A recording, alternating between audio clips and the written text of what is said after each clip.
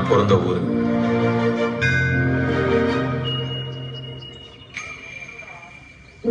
இது எங்க அப்பாவோட இட்லி கடை. 2 மர பெஞ்சு, ஒரு புகை அடுப்பு, சாப்பிட்ட இலையை தூக்கி போட செவுத்துல சின்னதா ஒரு ஓட்டை, அம்மிக்கல், ஆட்டுக்கல். இதுக்கு பின்னாடி கூட ஒரு கதை இருக்கு.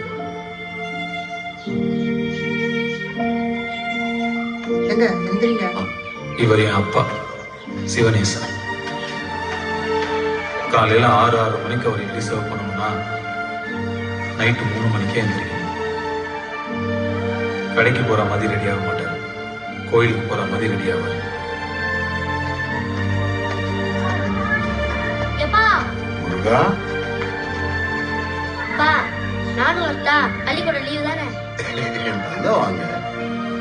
ஊரே தூங்கிட்டு இருக்கிற அந்த தெருக்குள்ள அந்த ஒத்த ஜீவன் தனியா நடந்து போகும், கருப்பசாமி மாதிரி. இது அவரோட கதை. என் அப்பாவை பொறுத்த வரைக்கும் இந்த இட்லி கடை தான் அவர் வாழ்க்கை. அவர் வாழ்க்கையே இந்த இட்லி கடை தான்.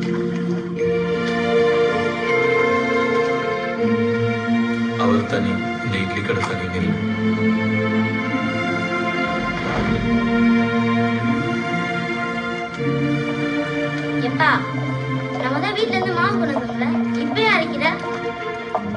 சாயந்தரம் வீட்டுல அரைச்சி மாவு இப்ப இட்லி சொல்ல, இது சாயந்தரம் இட்லி சொல்ல. எனக்கு நினைவு தெரிஞ்ச நாள்ல இருந்து முக்காவாசி மெமரிஸ் என் அப்பா ஆட்டுக்கல்ல மாவு அரைச்சிட்டு இருக்கிற மாதிரி தான் இருக்கு. 2 மணி நேரம் நிறுத்தாம நான் ஸ்டாப்பா அரைப்பாரு. சாதாரண இட்லி சாம்பார் சட்னியா இருந்தாலும் அப்படி ஒரு டேஸ்ட். சுத்தி இருக்கிற ஊர்ல எல்லாம் அவ்வளவு ஃபேமஸ்.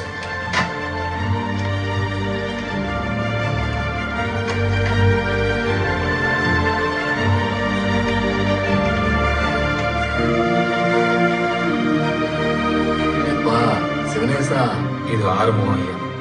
எங்க அப்பாவும் இவரும் சின்ன வயசுல இருந்தே ஃப்ரெண்ட்ஸ். பொதுவா லைஃப்ல நமக்கு பிடிச்ச வேலையை சந்தோஷமா என்ஜாய் பண்ணி ரசிச்சு பண்ணணும்னு சொல்லுவாங்க.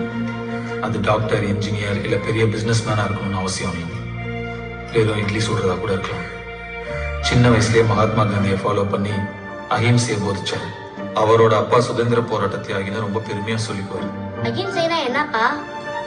அஹிம்சைன்னா ஊருக்குள்ள விட்டு குத்து சண்டைலாம் நடக்குது இல்ல, அப்படிலாம் இல்லாம நம்ம நினைக்கிற காரியத்தை அமைதியான முறையில் சாதிக்கிறதுக்கு பேர் தான் அஹிம்சை. அது எப்படி